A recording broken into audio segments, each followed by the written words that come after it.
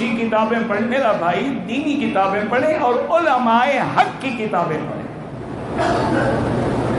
تاکہ دنیا کے اندر کتابیں جو ہے نا، یاد رکھو کتابیں تو شیعہ نے بھی لکھی ہیں، خارجیوں نے بھی لکھی ہیں، معتزلہ نے بھی لکھی ہیں، کتابیں تو اہل بدعت نے بھی لکھی ہیں، بڑی دنیا کے اندر عجیب عجیب کتابیں لکھی گئی ہیں۔ پہلے پتہ کرو کہ یہ کتاب کس عالم دین نے لکھی ہے۔ اگر تسلی ہو جائے کہ عالم حق ہے، علماء حق ہے، اہل سنت والجماعت سے ہے، تو پھر اس کی کتابیں پڑھو، انشاءاللہ فائدہ ہوگا۔ شرک کا ذبیحہ ہو وہ حرام ہے، چونکہ وہ اللہ کا نام ہی نہیں لیتا۔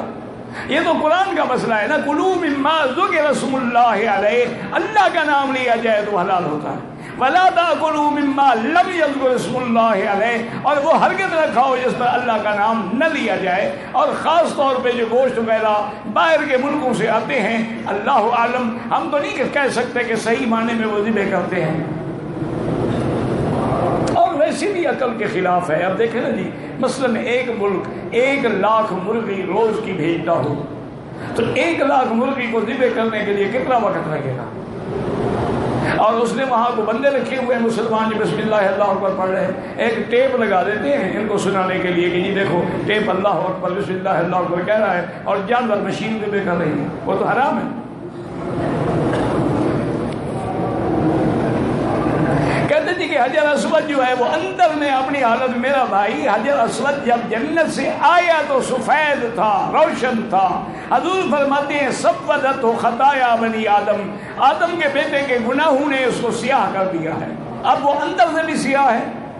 اور پھر یہ ہے کہ حجر اسود تو اب پورا بھی نہیں ہے، وہ تو ٹوٹ گیا، ابھی تو صرف 10-11 ٹکڑے اس کے لگے ہوئے ہیں۔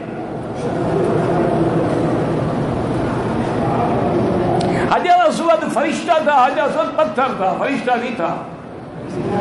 فرشتہ ہوتا تو اللہ فرشتے کو عذاب دیتے، پتھر بنا دیتے۔ بعض لوگ ہیں مسئلے گھڑتے رہتے ہیں۔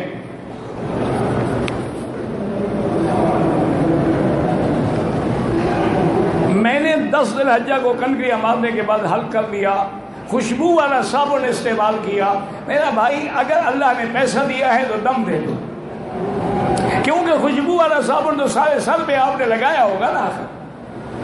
لیکن اگر غریب ہو تو پھر صدقہ کر دو، چونکہ فوراً اتار دو دیا گیا نا صابن بہرحال۔ لیکن آئندہ خیال رکھیں، عمرے کا احرام ہو یا حج کا، سر پہ خوشبو والا شیمپو یا صابن کبھی نہ لگائیں۔